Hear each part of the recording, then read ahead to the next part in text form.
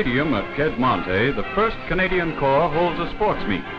On the ground where ancient gladiators once fought with sword and trident, our modern warriors march to friendly competition. With their first glorious action as a corps, not many weeks past, a brief rest period makes possible the staging of finals in divisional and corps meets. Participants are all in tip-top form after months of campaigning. Teams are out to score valuable points which will bring home the cup. The opening event on the card is the 100-yard dash, which provides the spectators with a keenly contested spectacle. In the 1-mile event, the infantry commence piling up points which do not multiply fast enough to keep them in a competitive position. The winner of the 3-miler sets a grueling pace and romps in fresh as a daisy.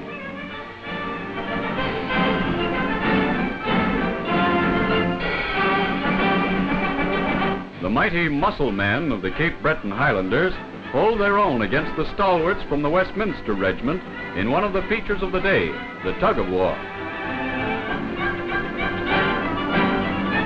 It's a great holiday for the boys in the grandstand. All that's lacking are the peanuts and Cracker Jack. Corps troops relentlessly pile up point after point to move into the honor position of top scorers.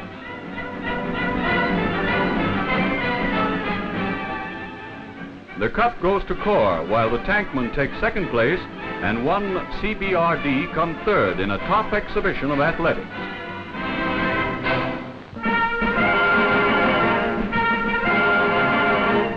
Excitement is in the air around a certain C.W.A.C. barrack somewhere in England. A detachment is preparing to leave for the Mediterranean theater of war. The medical staff is having a field day. The girls are inoculated against every disease in the almanac, including the bite of the Italian wolf. You won't need your winter woolies, Private Smith. You're off to the sunny south. Tropicals will be the order of the day from now on.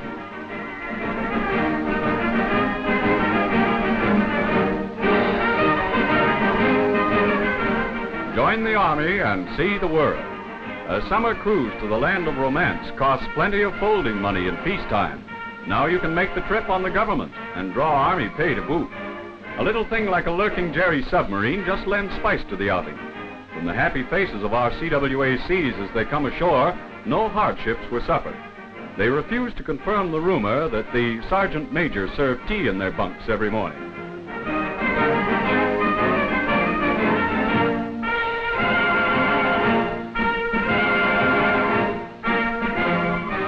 At GHQ, the hand-picked contingent will relieve soldiers for frontline duty.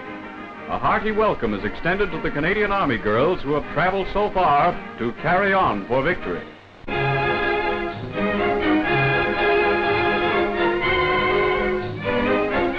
A direct contrast to the weeks of hard fighting up the rugged spine of Italy are the days spent in rest camps. Stationed far from the din of battle, war-weary Canadians play and exercise as they store up energy for future campaigns. Basking in the health-giving Mediterranean sun, days slip quickly by. There is a continuous round of sport and entertainment. A balanced routine is calculated to develop both mind and muscle.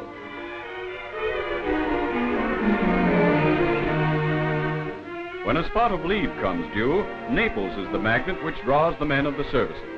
It is hard to remember that in its main street, teeming with sightseers, not many months ago, grim engagements were fought.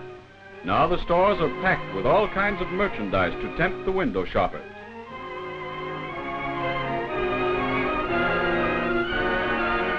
Service clubs provide a meeting place for friends from the four corners of the Dominion. Except for the Italian names, one might be on Regent Street, London, Granville Street, Vancouver, or St. Catherine Street, Montreal.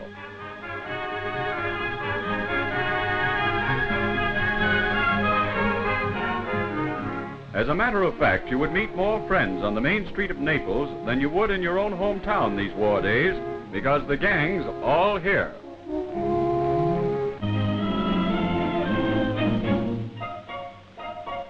A hot cup of tea tastes good no matter where it comes from. On the drive up to tea, Canadian engineers captured a German portable kitchen. Taking a fancy to it, they present it to their cook. It immediately becomes Rommel's tea wagon, light lunches a specialty. What? No hot dogs?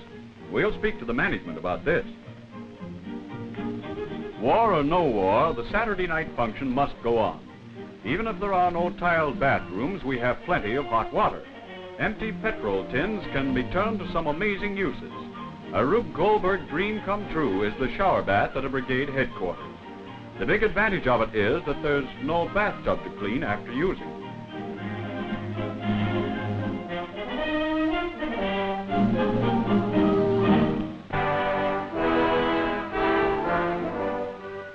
During the occupation, it was difficult for the people of Cherbourg to offer active resistance to the enemy. They were watched and spied upon. They were practically prisoners in their own town. There were many ways, however, in which they could demonstrate their true sympathies. In a peaceful little graveyard in adjacent fields lie the dead of Germany and the dead of the United Nations. Daily to the graves of the Allies come the women of Cherbourg. With gentle hands, they tend the flowers which grow there in profusion. Flowers symbolic of the spirit of France, fresh and radiant.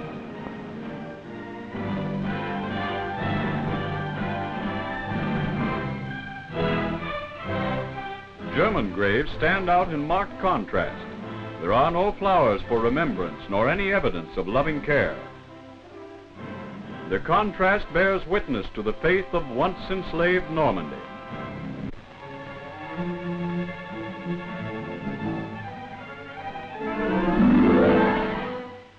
To Canadian units in France falls the honor of conducting the attack against Cape.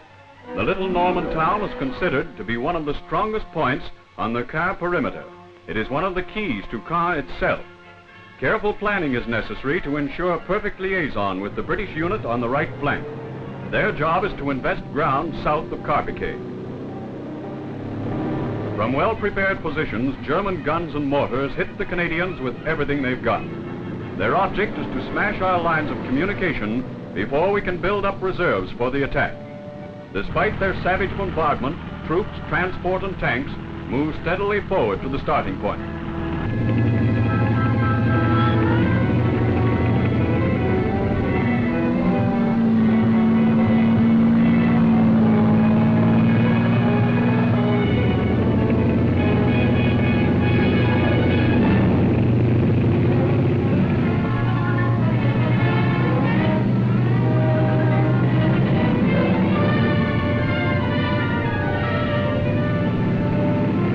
At 5 o'clock on a misty morning, 0 hour approaches. A typical Montgomery mass of artillery is concentrated on the front. The order comes down from the operations room to open fire. Our guns open up with a devastating barrage, plowing a path of exploding shells over the town and airfield. Behind the barrage, our infantry and armor moves. Smoke screens over the battlefield drift along the front, mixing with the haze from exploding shells. In the murk, visibility at times is 0. Augmenting the guns, rocket-firing typhoons dive like black meteors right on German positions. They blast with explosives at point-blank range. Heavy machine guns from wooded emplacements spurt out lines of tracers. Mortars throw in bombs at a rapid rate, softening up enemy positions. The combined weight of Canadian striking power goes all out, leaving the enemy dazed by its frightful violence. Advancing over 1.5 miles of open ground, infantry, supported by armor, move into the town. An hour after commencing the attack, leading elements report from the outskirts. Shortly after, the signal comes through to headquarters, Cape is taken. In the wake of battle is one of our carriers, which received a direct hit from an enemy shell.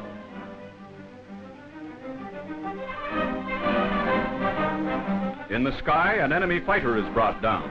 Its pilot is lucky. He bails out and lands safely. He is brought in on his way to concentration camp. Although the town is won and dazed prisoners filter back in streams, the enemy keeps up stiff resistance. A prolonged and bitter engagement takes place across the airfield to the south. Jerry counterattacks with full force, but he can't budge the Canadians. Digging themselves into their positions, they hold their ground tenaciously. All the time, a steady stream of supplies and reinforcements move up. The salvage trucks take back empty shell cases. The terrific concentration of artillery fire uses up plenty of shells, yet all salvageable material is collected for another day. Nothing useful is discarded. General Montgomery says well done after paying a visit to forward positions in Carpiquet, another glorious name on the Canadian battle roll of honor.